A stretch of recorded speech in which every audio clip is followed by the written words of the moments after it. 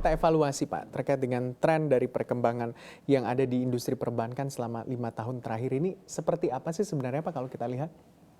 Ya kok selama 5 tahun ini ya, coba data kita mengatakan ya, selama 5 tahun ya, di ada dampak pandemi juga, tapi coba kita lihat, kredit memang sempat turun, tetapi kalau kita lihat indikator lain mengenai CAR-nya, mengenai rasio-rasio likuiditasnya, mengenai rasio-rasio rentabilitas, kemudian rasio-rasio mengenai risiko-risiko yang dihadapi terkait dengan NPL itu kan semua terjaga. Bahkan kalau kita lihat indikatornya kan naik terus ini.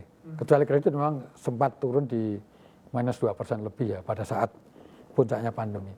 Tapi selama 5 tahun dengan saya bersyukur itu semuanya trennya itu bagus ya.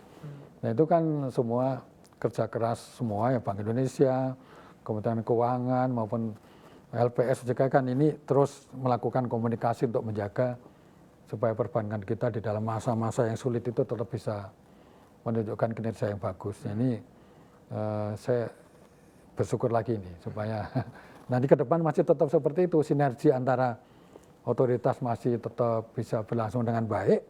Ya ini yang menyebabkan juga para investor kita itu yakin dalam mereka melakukan aksi korporasi itu di perbankan Indonesia. Iya. Nah, tapi kalau ekspektasi Bapak utamanya mungkin terhadap iklim dari bisnis perbankan dan juga pengawasan dari perbankan ke depannya itu seperti apa Pak? Nah, tadi kita bicara mengenai banknya gitu ya. Yeah. Seperti apa yang kita transformasikan supaya menjadi bank yang resilient, digitalisasinya bagus, pelayanannya bagus, dan tetap bisa kontribusi. Nah sekarang kita bicara ke internal kita nih ya. Di internal kita tentunya internal kita juga tidak boleh lengah dong. Kalau banknya bisa tumbuh dan resilient tentunya bagaimana kita menjaga supaya perbankan kita yang tadi itu bisa tetap sustain. Sustain artinya tetap sehat dan memberikan kontribusi. Nah di internal kita juga terus melakukan penguatan. Pengawasan kita yang dulu kalau kita melakukan onsite, kita kan mesti datang ke bank untuk melihat data dan segala macam ya. Melihat ke bank kita minta berkas untuk kita evaluasi. Sekarang kita nggak melakukan itu lagi. Kita punya aplikasi namanya OJK Box. Ya dengan OJK Box, data-data yang dulunya kita mesti datang ke sana, sekarang kita nggak perlu lagi Mas Gibran. Jadi dengan laptop yang di mejanya masing-masing pengawas, kita bisa menarik data ke mejanya dan kita evaluasi. Sehingga pada saat kita melakukan on-site supervision, kita sudah langsung kepada sasaran. Mana yang perlu kita evaluasi. Dan yang kedua, kita juga sudah mengeluarkan namanya OSIDA, OJK Subtek.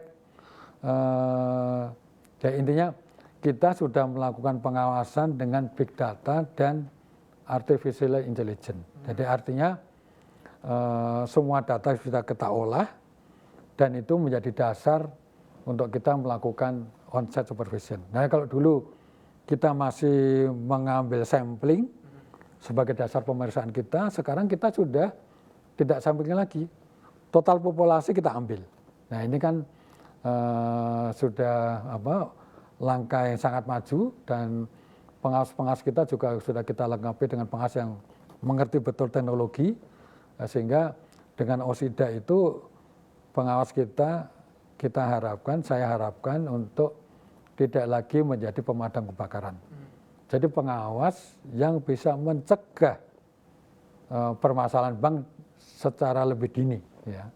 Sehingga kalau ada masalah-masalah yang ada di bank kita tahu duluan untuk kita berikan saran dan kemudian kita berikan supervisory action supaya masalah ini tidak menjadi besar. Jadi pengawas itu sudah menjadi bagian untuk menyelesaikan masalah.